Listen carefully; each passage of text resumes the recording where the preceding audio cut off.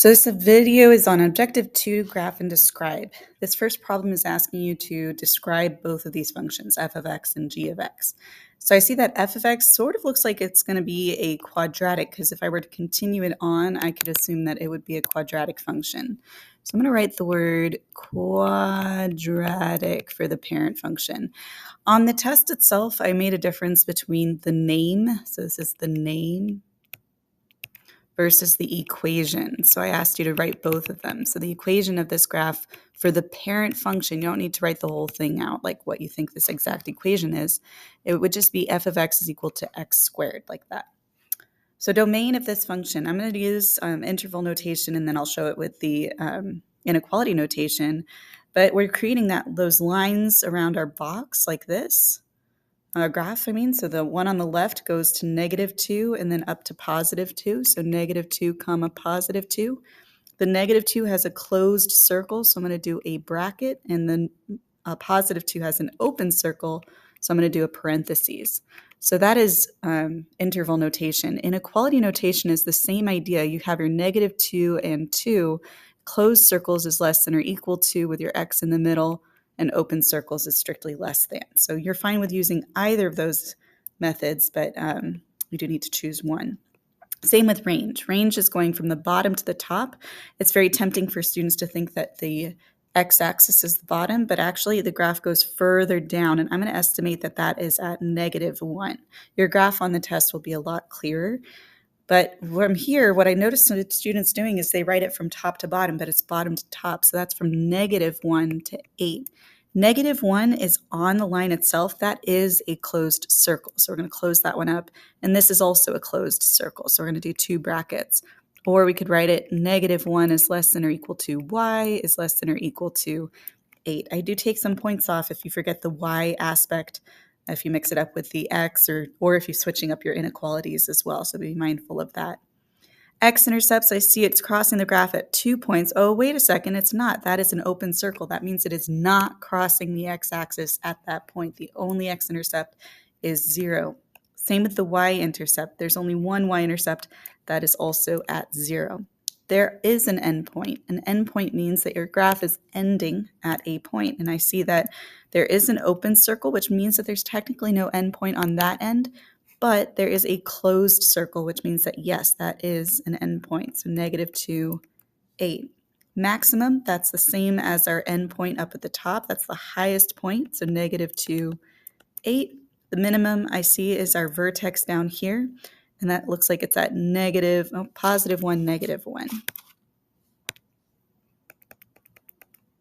For g of x, I can make an assumption that this is a linear function. It could be a part of an absolute value function, but since it only shows us that little section, I'm just going to call it a linear function, and that is g of x is equal to x is the equation for that. Domain is going from the left to the right, so that's from 4 to 6. So 4 to 6, both are, nope, we've got an open circle on the right, closed circle for the 4. So that is going to be 4 is less than or equal to x is less than 6. And then range is going from the bottom to the top. So bottom to top is going from 10 to 12. So 10, 12, and it's again closed and open. So 10 is less than or equal to y is less than 12. The x-intercepts, this graph, even though you can see that it would continue and intersect at a couple of points, we are not using that. We're just basing it off the graph that we see. So there are no x-intercepts, no y-intercepts. There is an endpoint at 410. So this is our endpoint. This is not an endpoint. That's an open circle. That means that there is no point there. It gets closer and closer and closer, but it never quite reaches. There is no maximum. Again, that open circle is telling us it won't ever reach that point, but there is a minimum at that 410. That is the lowest part of the graph. For the next part, we're looking at creating a table. Now, these values in your x values in your table are going to be given to you, so you don't have to guess. So in this case, I'm going to write -3, -2, -1, 0, 1, 2. And so when we are creating the graph of this function, we're substituting each of these values in. So for -3, when I do absolute value of -3 plus 2, that's +3 plus 2, so that gives me a 5. The absolute value makes your value positive every time because it's talking about distance from 0. So same with -2. -2 is +2 when we take the absolute value, plus 2 is 4. 3 for -1, because when we have absolute value of -1, we're going to get 1 plus 2. Absolute value of 0 is just 0 plus 2 is 2. And then we're down to the positive. So absolute value of 1 plus 2 is 3. 2 plus 2 is 4. So now we can plot these. So this is my x value, y value. So -3, 5 is up here. -2, 4. -1, 3. 0, 2. 1, 3. 2, 4. And we get our graph. And it does keep going out. So we do have those arrows on either end. This is the absolute value function. You can write abs_val, I'm fine with that.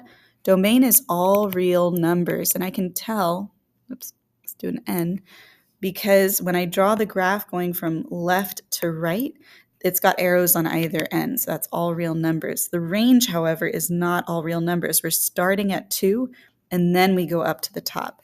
So when I write that one out, I'm going to have 2, comma, positive infinity. It goes up, up, up, up, up.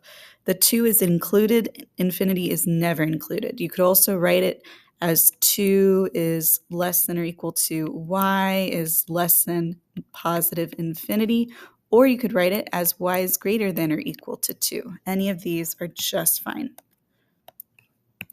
The x-intercepts, there are none.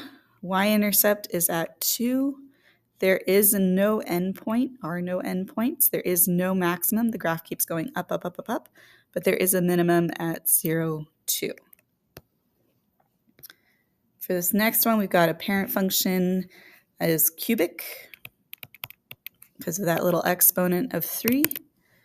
And the points that we're going to be using are 3, 4, not over here, 3, 4, 5, 6, 7, and 8. So when we substitute in 3 for x, we're going to have 3 minus 5, which is -2. -2 to the power of 3 is -8. -8 times 2 is -16. And then when we substitute in 4, 4 minus 5 is -1. -1 to the power of 3 is -1. -1 times 2 is -2.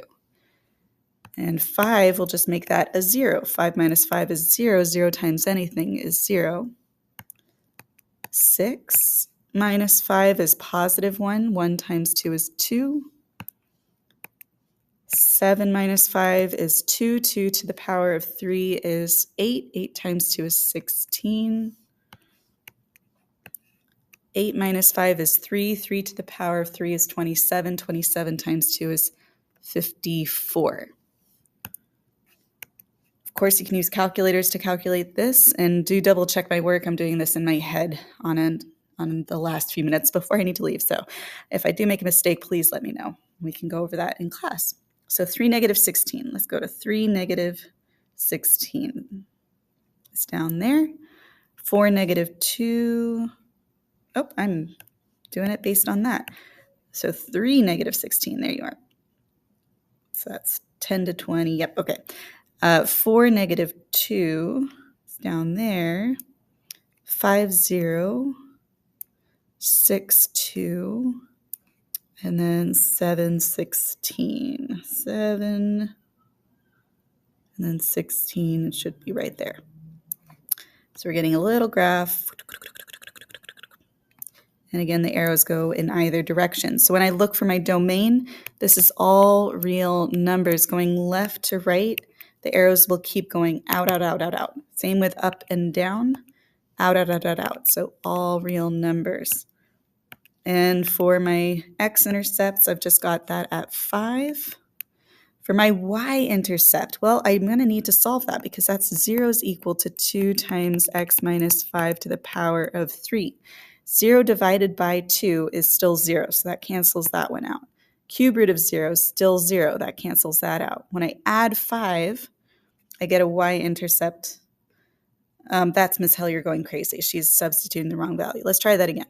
X is 0, and we're doing that. So 0 minus 5, she's doing all right, is negative 5 to the power of 3 is negative 125. Negative 125 times 2 is negative 250. The endpoint, so that's plugging in 0 for x. There are no endpoints, there is no maximum, and there is no minimum for this graph. All right, and that is it. This is a challenge, and your questions are going to be a lot simpler than a cubic function, so don't panic about this one too much. No.